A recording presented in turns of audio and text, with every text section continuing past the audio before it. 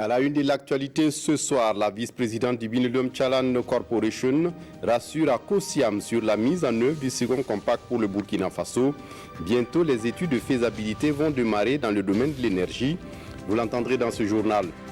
Et dans ce journal, dur de vivre son albinisme au Burkina Faso. En plus des difficultés sur le plan de la santé, les personnes atteintes d'albinisme vivent au quotidien des situations de stigmatisation et de marginalisation. Témoignage d'un d'entre eux à suivre dans cette édition. Et dans cette édition, la Côte d'Ivoire et le Ghana, les deux premiers producteurs mondiaux de cacao, exigent que les négociants leur garantissent un prix minimum, soit à plus de 1,5 million de francs CFA la tonne. Une décision annoncée mercredi à l'issue de 2 jours de réunion entre producteurs, négociants et responsables politiques. Ce sont là les titres du 20h. Mesdames, Messieurs, bonsoir et ravi de vous retrouver. Mais d'abord, pour commencer, direction Kosiam, où le président du Faso a reçu en audience le secrétaire permanent du G5 Sahel. Il est venu rendre compte des activités de l'institution, des perspectives et des contraintes au président du Faso. Et en plus du secrétaire permanent du G5 Sahel, le président du Faso a discuté avec Kiet Kim, la vice-présidente du MCC. Ismaël Diloma Sirima pour les détails. Le secrétaire permanent du G5 Sahel est la première personnalité reçue cet après-midi par le président du Faso. Les deux hommes ont parlé d'une mission effectuée en Afrique centrale pour appeler le Rwanda à soutenir le G5 Sahel. Maman Sambo Sidikou s'est également entretenu avec le président du Faso sur des programmes de développement des pays membres du G5 Sahel, avec en ligne de fond la question de la cohésion sociale. Et comme vous le savez, notre espace est dans une situation aujourd'hui où il faut que nous nous mettions, que nous apportions une réponse régionale à nos problèmes. Que ce soit les conflits intercommunautaires, où il faut de façon rapide associer, impliquer toutes les couches. Je pense à nos chefs traditionnels, je pense à notre jeunesse, je pense à nos chefs religieux traditionnels, je dis. La vice-présidente du Millennium Challenge Corporation a également rendu visite au président du Faso. Kiet Kim a indiqué aux locataires de Kosiam que le second compact accordé au Burkina Faso est à la phase d'étude de faisabilité. C'est dans le secteur de l'énergie. Donc, on est ici pour explorer et développer un système de transport et distribution de l'électricité et aussi pour travailler avec les institutions, c'est-à-dire le Sonabel et RSE. La vice-présidente du Millennium Challenge Corporation a également échangé avec le président du Faso sur un éventuel projet de chemin de fer entre le Ghana et le Burkina Faso, reliant Bolgatanga à Bobo-Dioulasso. Et puis au Conseil des ministres de ce mercredi, le gouvernement burkinabé vient de décider de l'acquisition de 300 ambulances au profit du ministère de la Santé. Ces ambulances sont destinées aux 13 communes, à l'ensemble des communes du Burkina Faso. Et ce matin également, à l'occasion de ce traditionnel Conseil des ministres, on a appris que le baccalauréat session 2019 qui débute le 21 juin, il y aura plus de 110 000 candidats qui seront à l'assaut de ce premier diplôme universitaire. Le moins âgé de ces candidats aura 14 ans, Abdel Aziz Yadibou.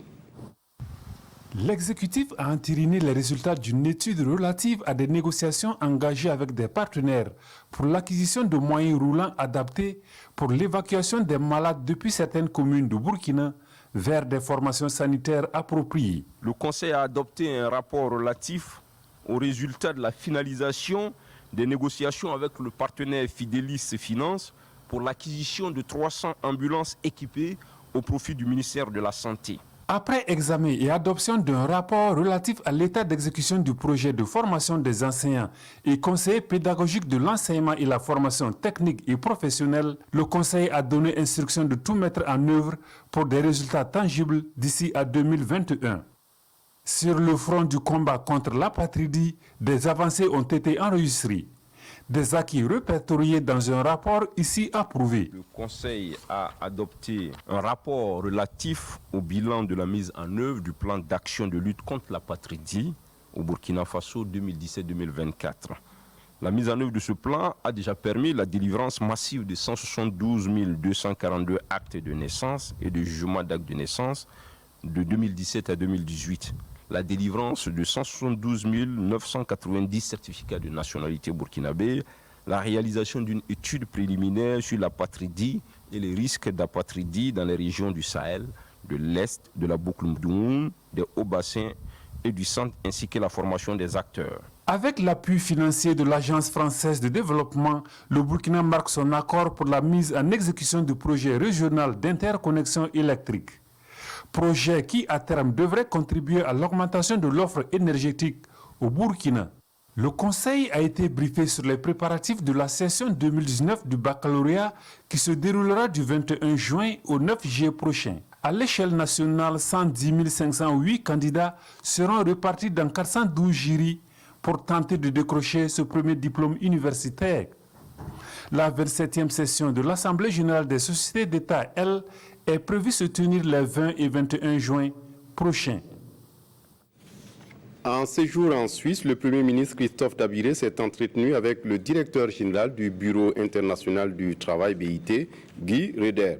Plusieurs sujets abordés au cours de cet entretien, notamment le travail et le dialogue social, la relecture du Code du travail et le G5 Sahel. Au sortir de cette entrevue, il est question de projets pour développer les zones transfrontalières. Pascal Canet, Yacouba Gamene, nos envoyés spéciaux en Suisse. Ce matin, au Palais des Nations, le Premier ministre vient parler de développement. Christophe Dabiré rencontre le directeur général de l'Office des Nations Unies à Genève. Cet Office des Nations Unies est au cœur des programmes de développement durable dans le monde. Le Premier ministre est donc venu plaider la cause du Sahel et particulièrement du Burkina Faso. Nous avons échangé sur ce qui se fait au Burkina Faso, les difficultés que nous rencontrons avec le terrorisme, comment faire pour que le développement puisse continuer à se faire au niveau des zones qui sont sous le défi sécuritaire, de manière à ce que les populations puissent bénéficier du développement. Nous avons parlé du programme d'urgence Sahel, de la manière dont nous sommes en train de déployer ce programme et nous avons exprimé les attentes du Burkina Faso vis-à-vis de la communauté internationale qui doit nous accompagner pour la mise en œuvre de ce programme parce que, à défaut de faire le développement dans cette zone, nous laissons le terrain libre au développement du terrorisme. Hier, au Bureau international du travail, il a plutôt été question de travail et de dialogue social. Christophe Dabiré sollicite l'appui du BIT dans le cadre de la révision de la loi sur le travail au Burkina Faso. Le BIT, qui a déjà beaucoup contribué, a promis de faire en sorte qu'une mission puisse venir mettre tous les protagonistes autour d'une table et les points de crispation, nous allons en discuter pour voir comment nous pouvons sortir de cette difficulté-là. Bien sûr, le BIT a également promis d'appuyer le Burkina Faso dans le cadre du G5 Sahel pour créer des emplois dans les zones à défi sécuritaire. Et ils en ont la capacité, ils ont les moyens, ils ont dit qu'ils vont mobiliser les ressources pour cela, pour que dans les bandes frontalières, on puisse développer des projets et des programmes qui puissent sédentariser les jeunes, leur donner du travail et éviter que le terrorisme n'aille puiser dans ces ressources-là qui doivent contribuer au développement de nos différents pays. Ce projet du BIT est suffisamment avancé selon le Premier ministre. Il ne reste que l'aval du conseil d'administration. Et puis au Nigeria, le président Muhammadu Buhari a célébré mercredi à Abuja la journée de la démocratie et le début officiel de son mandat, son second mandat à la tête du Nigeria. La journée de la démocratie est organisée en souvenir de la première élection libre du pays le 12 juin 1993. Draman Guéné. Eagle Square. C'est ici à Abuja que le Nigeria célèbre le 27e anniversaire de la National Democratic Day, la journée nationale de la démocratie. C'était en juin 1993. Un civil remportait démocratiquement la présidentielle pour la première fois dans l'histoire du Nigeria, Moshood Abiola. Même si Abiola n'a jamais pu diriger, le Nigeria retient cette date comme une leçon de démocratie. À la commémoration de cette journée historique, le Burkina est ici représenté par son chef de la diplomatie, Alpha Bari, pour saluer une leçon de démocratie qui se perpétue. L'élection de février s'est passée sans violence Et vous savez, le Nigeria est un poids en Afrique de l'Ouest et au sein de la CEDEAO, l'espace commun auquel nous appartenons. Et si ces élections se passent mal ici, avec une sous-région déjà assez troublée, il y avait de gros risques et de fortes craintes. Et c'est pourquoi nous avons tous salué que tout se soit bien déroulé. Et le président du Faso tenait à ce que cela soit témoigné au président Boari, qui est aussi le président en exercice de la CEDEAO. Et donc, c'est tout à fait normal que le Burkina Faso soit représenté à cette fête de la démocratie du Nigeria. Plus de 20 délégations présidentielles et ministérielles d'Afrique, d'Europe, d'Asie sont venues célébrer la démocratie avec Muhammadu Buhari, nouvellement réélu à la tête de l'une des plus grandes puissances économiques du continent. Dans son long discours, le président Muhammadu Buhari a appelé à l'union sacrée des Nigériens contre Boko Haram. Il a promis d'amener le Nigeria à bon port durant ce deuxième mandat qui débute. Économie à présent, c'est parti à Abidjan depuis ce 12 juin pour l'édition 2019 de Africalia, le forum d'affaires des entreprises de l'espace UEMOA. C'est la 6e édition et le Burkina Faso y est représenté avec une forte délégation de la Chambre de commerce et d'industrie du Burkina. Ce rendez-vous regroupe environ 500 entreprises de 19 pays. Idrissa Warga, Tanga Robert Kafando. Monnaie et intégration économique, enjeux pour le secteur privé en Afrique, c'est le thème de cette 6e édition du Forum ouest-africain des affaires Africalia. 6e édition, mais première délocalisée, et les allocutions à cette cérémonie d'ouverture ont tourné autour de l'intégration des secteurs privés africains et la nécessité d'une monnaie unique. Africalia, dans sa formule actuelle, est une tribune qui entre en droite ligne du programme d'intensification du commerce interafricain IAD. Lancé par les chefs d'État et de gouvernement en 2012, l'un des objectifs principaux de l'IAD est de créer un marché unique africain pour les marchandises et les services conformément à la vision panafricaine d'une Afrique intégrée, prospère et pacifique, telle qu'énoncée dans l'agenda 2063 de l'Union africaine. La tenue de cette édition d'Africalia est le fruit de la collaboration entre les chambres de commerce et d'industrie du Burkina Faso et de la Côte d'Ivoire, et les intervenants se sont réjouis de ce résultat du TAC, le traité d'amitié et de coopération entre les deux pays. Africalia 2019 vient démontrer que la coopération entre la Côte d'Ivoire et le Burkina Faso se porte bien et que les projets engagés de commun accord connaissent des avancées positives. Le Burkina Faso est présent à Abidjan avec plus de 150 chefs d'entreprise dans plusieurs domaines tels l'agriculture, l'agroalimentaire, le BTP, les mines, les banques et assurances, la communication et le textile. Après l'ouverture officielle, le programme de Africalia se poursuit avec une conférence thématique, des rendez-vous B2B et autres rencontres d'affaires. Et puis les contribuables pourront désormais payer leurs impôts ou bénéficier d'autres services de la Direction générale des impôts. La Direction générale des impôts, et cela grâce aux nouvelles fonctionnalités de e-Syntax. Ces nouvelles fonctionnalités du portail de téléprocédure fiscale au Burkina Faso a été présentée ce 10 juin à Bobo Dioulasso en présence de Moussa Hassanou. Des nouvelles fonctionnalités dans les e-Syntax, le portail de téléprocédure fiscale au Burkina. Sur initiative de la DGI, la Direction générale des impôts, les contribuables de la région de Haut-Bassin assistent ici au lancement de ces nouvelles fonctionnalités du e-Syntax. Les contribuables n'ont plus l'obligation de se déplacer au niveau de l'administration des impôts pour procéder à leur déclaration, pour procéder au paiement des impôts et pour bénéficier d'autres services comme les attestations de retenue à la source, les attestations de situation fiscale, comme on économise du temps, les entreprises aussi économisent en principe de l'argent. Donc la plateforme, c'est vraiment une plateforme dédiée aux entreprises.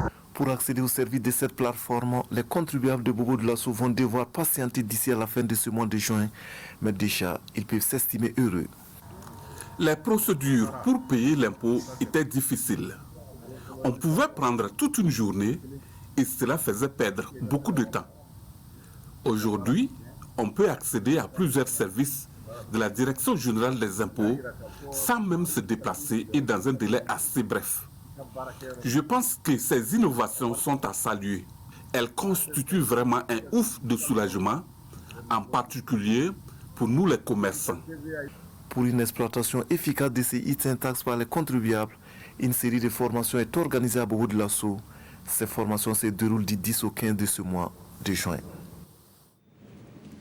On parle de la tenue lundi dernier à Ouagadougou d'un atelier national de validation du rapport national volontaire de mise en œuvre des ODD. Une rencontre qui a pour objectif de disposer d'un rapport volontaire sur la mise en œuvre des ODD consensuels au niveau national. Oscar Soulama, Ismaël Diloma Surima. En 2015, les Nations Unies ont défini 17 objectifs de développement durable, ODD. À ce jour, le Burkina Faso a intégré 16 de ces ODD dans son système national de développement. Après 3 années de mise en œuvre et de suivi, l'heure est au bilan. Un bilan que le gouvernement juge satisfaisant malgré les difficultés rencontrées. Cet atelier est le lieu de partager les expériences du Burkina Faso avec les autres pays. C'est également le lieu de faire un plaidoyer auprès des partenaires techniques et financiers pour accompagner davantage le Burkina Faso. Cela dans le but d'améliorer les résultats déjà obtenus. C'est également un plaidoyer que nous faisons parce qu'à l'occasion, il y a plusieurs partenaires qui sont là, qui peuvent donc sentir ces efforts qui sont faits par le Burkina Faso. Et voilà, pourquoi pas se sentir engagé à nous accompagner pour de meilleurs résultats. Ce programme mondial auquel le Burkina Faso a souscrit vise à réaliser 3 accomplissements majeurs à l'horizon 2030. Il s'agit de lutter contre les inégalités et injustices, de mettre fin à l'extrême pauvreté et de régler les problèmes de changement climatique. Le programme des objectifs de développement durable intègre aussi les dimensions sociales, économiques et environnementales. Le 13 juin de chaque année est célébré par la communauté internationale comme la journée internationale de sensibilisation à l'albinisme. C'est une journée qui n'est pas très bien connue. Au Burkina Faso, des associations œuvrent pour que l'albinisme soit pris comme un problème de santé publique. En outre, l'objectif de la célébration est d'attirer l'attention sur cette particularité génétique. Maïmouna Traoré, Paul David Bambara. La communauté internationale célèbre cette 5e journée de sensibilisation à l'albinisme sous le thème « Toujours aussi fort ». Un thème pour reconnaître, célébrer et encourager les personnes atteintes d'albinisme confrontées dans leur vie quotidienne à des problèmes de santé et à des difficultés d'inclusion socio-économique et culturelle. C'est un thème qui nous interpelle à ne pas baisser les bras, à aller de l'avant, à persévérer pour que les personnes albinos en général aient de meilleures conditions de vie. Au Burkina Faso, cette célébration est placée sous l'angle de la problématique de la prise en charge sanitaire de l'albinisme afin d'interpeller l'État sur l'impérieuse nécessité de faire de l'albinisme une question de santé publique. Nous ne voulons plus de cancer de la peau chez les personnes albinos. Nous ne voulons plus d'atteinte à notre intégrité physique. Nous voulons une égalité de droit à l'éducation. C'est surtout faire en sorte qu'il y ait une unité de fabrique de crème solaire, de crème protecteur ici au Burkina Faso. Parce que ce sont des produits qui sont importés. Ils sont très chers, ces produits, et ne sont pas accessibles à toutes les personnes albinos et même à leurs parents. Et également, faire en sorte pour qu'il y ait une loi au moins qui protège les personnes albinos quant à l'intégrité physique qui souvent est brimée. Parce qu'on a des témoignages que dans certaines régions, quand même, des personnes albinos tentent d'être enlevées. Pour le représentant du ministère de la Santé, une sensibilisation accrue et des interventions de santé publique pour répondre adéquatement aux besoins médicaux, psychologiques et sociaux des personnes albinos sont indispensables. Et en plus des difficultés de santé, les personnes atteintes d'albinisme vivent au quotidien des situations de stigmatisation et de marginalisation. Dans ce reportage que je vous propose, Désiré Ouedraogo est un agent de la fonction publique burkinabé. Il est atteint d'albinisme et raconte à Nathalie Kaoré son quotidien parfois difficile à surmonter. Regardez. Nous sommes au quartier Gonguin de Ouagadougou, au siège de l'association burkinabé pour l'inclusion des personnes albinos. Nous retrouvons Désiré Ouedraogo, 43 ans, albinos, marié et père de 5 enfants. Raillerie et injures sont des formes de stigmatisation qu'il subit régulièrement. Et cela se passe aussi bien dans la rue que dans les familles. Des interpellations, genre les combelets, café au lait, ou bien d'autres langues, dans d'autres langues, ou bien des termes péjoratifs qui, en tout cas, même si on ne connaît pas le sens, c'est quelque chose d'interpelle. Bon. Et en famille aussi, bon, on a envie de faire avec parce que lors des situations d'incompréhension, il arrive souvent qu'on dise que votre partenaire vous dit que si ce n'est pas moi, l'entourage m'a conseillé de ceci, de cela. Il arrive souvent que certains, en tout cas, sont l'objet de rejet ou même de laisser. Il y en a même qui fuient, des couples qui fuient et qui laissent leur partenaire albinos. Ça arrive. Dans son service, par contre, Désiré Ouedraogo est bien intégré. Mais cet agent de la fonction publique burkinabé confie que son cas est rare, puisque généralement, les personnes atteintes d'albinisme vivent des situations difficiles dans leur service. Des cas pour des collègues qui ne parviennent, c'est pour d'autres situations, et face à des travaux donnés, et qu'on les donne au service, comme nous avons une vaste vision, souvent quand le travail a trait à la vision et qu'on n'arrive pas à faire des efforts pour accomplir ce travail, souvent si les intéressés ne comprennent pas la situation, c'est comme si c'est une négligence ou bien c'est un manque de volonté de faire. Pour mettre fin aux préjugés et à la discrimination à l'égard des personnes albinos, il pense qu'il faut surtout éviter de créer une distance avec ces personnes. Les personnes albinos aussi, il y a certains cas où les gens ont peur ou bien, je ne sais pas, mais il faut commencer à approcher la personne, à l'étudier et à la considérer comme toute autre personne. Je pense qu'en s'approchant de l'intéressé, on finit par s'habituer et bon, le problème peut être surpassé. Désiré Ouedraogo fonde beaucoup d'espoir sur ce message qu'il lance à l'occasion de la Journée internationale de sensibilisation à l'albinisme, célébrée le 13 juin de chaque année.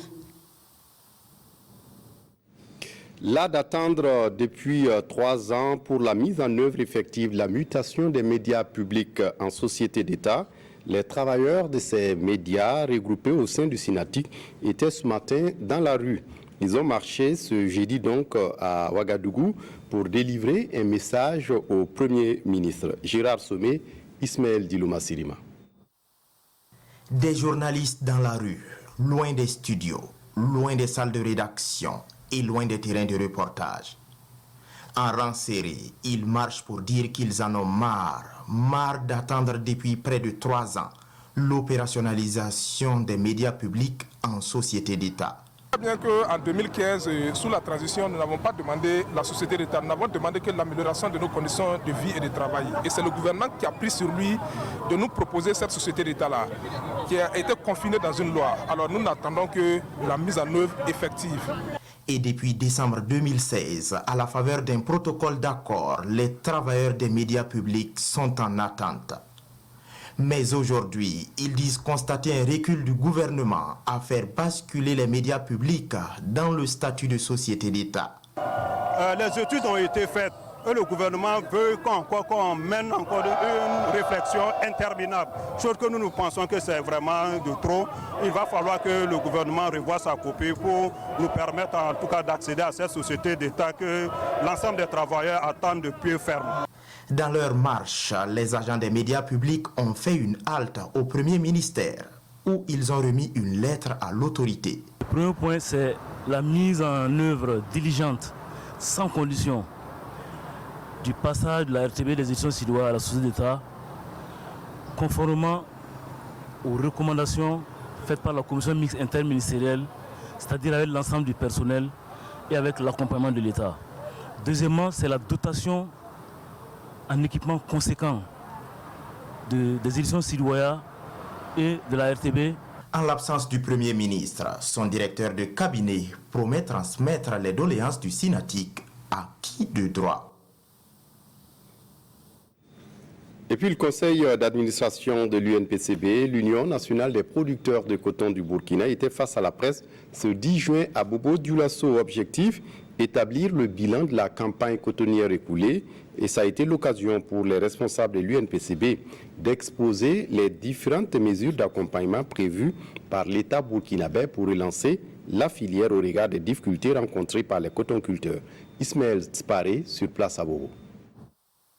Devant les journalistes, l'UNPCB, l'Union nationale des producteurs de coton du Burkina, fait l'état des lieux de la production cotonnière du pays ces derniers temps.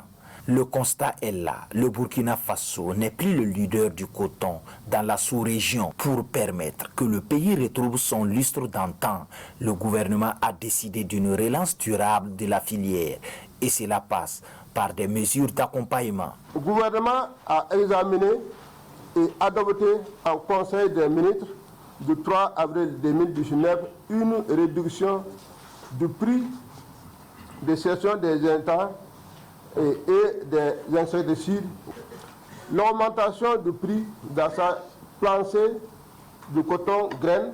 Les sociétés cotonnières, quant à elles, ont porté une subvention de 2,309 milliards de francs CFA pour réduire le prix des insecticides à 7 000 francs la dose à l'hectare. Sur la base de l'accompagnement de l'État, l'UNPCB s'est dit engagé à relever les défis qui se présentent à elle. Elle invite les cotonculteurs à redoubler d'efforts pour atteindre les objectifs fixés, entre autres 800 000 tonnes de coton en cette campagne 2019-2020. Et puis le projet d'appui au développement du secteur de l'élevage au Burkina Faso, PADL, organise depuis ce mercredi à Ouagadougou un atelier pour former les acteurs du secteur. Le but de la formation est d'améliorer la production et la commercialisation des produits de la filière bétail. Ismaël Diloma Sirima pour les détails. Une formation de 10 jours au profit des acteurs de la filière bétail, viande, lait, ainsi que de la filière de diversification porc, miel et poisson. La formation se déroule à Ouagadougou et les acteurs recevront des indications d'investissement dans leurs projets en vue d'accroître leur productivité ainsi que leur rendement. Depuis des décennies, on dit qu'il y a beaucoup d'investissements dans le secteur agricole où on ne voit pas les résultats, on ne voit pas comment les gens arrivent. Il y a toujours de la pauvreté, il y a toujours des gens qui perdent de l'argent dans des investissements. Cet outil pour lequel il va y avoir cette formation va permettre d'avoir une vision sur l'investissement des populations, voir quels sont les risques qu'ils prennent et voir si c'est intéressant pour eux de faire l'investissement ou pas. Cette formation est initiée par la FAO et la Banque mondiale. Elle s'inscrit dans les objectifs du projet d'appui au développement de l'élevage au Burkina, PADLB. La formation que nous initions, c'est pouvoir permettre aux acteurs de l'élevage de pouvoir mener des activités rémunératrices et de revenus, des plans d'affaires, en tout cas des activités privées du secteur de l'élevage qui font appel effectivement aux institutions financières également pour le financement à côté du financement du projet. Le PADLB est un projet qui s'étend sur 5 ans. Il est financé par la Banque mondiale à hauteur de 30 milliards de francs CFA. Et puis un colloque international pour rendre hommage au professeur Salaka Sanou, organisé par l'Université de Ouagadougou et ses partenaires. Le colloque sera l'occasion de reconnaître le travail du professeur Sanou et sa contribution à l'enseignement des littératures africaines et burkinabè. Nongbakouda ou Moussissé. Étudier les cultures africaines, le professeur Salaka Sanou y aura passé plus d'une trentaine d'années. Chercher, trouver et partager ses connaissances, c'est le quotidien de cet homme de lettres à qui l'on rend hommage à ce colloque international. Il a permis, dans un contexte où on a considéré, on déprécié les cultures africaines depuis des siècles. Il a permis de jeter un regard instruit des réalités africaines sur les cultures africaines. Le mot le plus important, c'est merci. Mais derrière le merci, il y a beaucoup de choses. C'est cette reconnaissance de dire nous sommes contents d'avoir été en contact avec un homme qui représente un baobab pour moi. Moi, je dis un géant. Et ce géant, il nous a tous impactés positivement. Un hommage à titre intime à celui qui a marqué le champ du savoir des études culturelles africaines par des productions très importantes. Il n'y a pas meilleure reconnaissance que celle de tout ce qui vous entoure. Cette reconnaissance, au-delà de ma personne, c'est aussi une reconnaissance du travail qui a été abattu. Or, j'ai l'habitude de dire que l'enseignement supérieur, la recherche scientifique, c'est le domaine où on ne peut pas s'épanouir, on ne peut pas évoluer, on ne peut pas apporter quelque chose si on reste seul. Étudier la culture, enjeux, approche, horizon critique, c'est sous ce thème que se tient ce colloque international. Et pour refermer ce journal, la Côte d'Ivoire et le Ghana, les deux premiers producteurs mondiaux, exigent que les négociants de cacao leur garantissent un prix minimum, soit à plus de 1,5 million de francs CFA la tonne. Une décision annoncée mercredi à l'issue de 2 jours de réunion entre producteurs, négociants et responsables politiques. 2600 $ la tonne de cacao ou rien. La Côte d'Ivoire et le Ghana ont annoncé mercredi qu'ils stopperaient leur vente de cacao si le prix à la tonne se situait en dessous de cette barre. Une décision historique présentée comme un moyen de mieux rémunérer les agriculteurs et de faire pression sur les grandes multinationales. Et les deux voisins ont de quoi tenir tête. La Côte d'Ivoire et le Ghana peuvent se vanter d'être les deux premiers exportateurs mondiaux de cacao. Une richesse qui contribue à 10% du produit intérieur brut dans ces deux pays. Le marché est un quasi-monopole quand on regarde les chiffres. Sur 4,5 millions de tonnes de cacao produites dans le monde, 90% provient de 7 pays. De l'autre côté, les multinationales s'arrogent 85% du marché. Au milieu, les agriculteurs qui se disent laissés pour compte face à ces géants. En suspendant la vente des récoltes de 2020-2021, la Côte d'Ivoire et le Ghana espèrent peser dans les négociations avec les multinationales pour se mettre d'accord sur un prix plancher. C'est tout pour ce journal. Merci de l'avoir suivi. Très bonne suite du programme sur la RTV. Au revoir.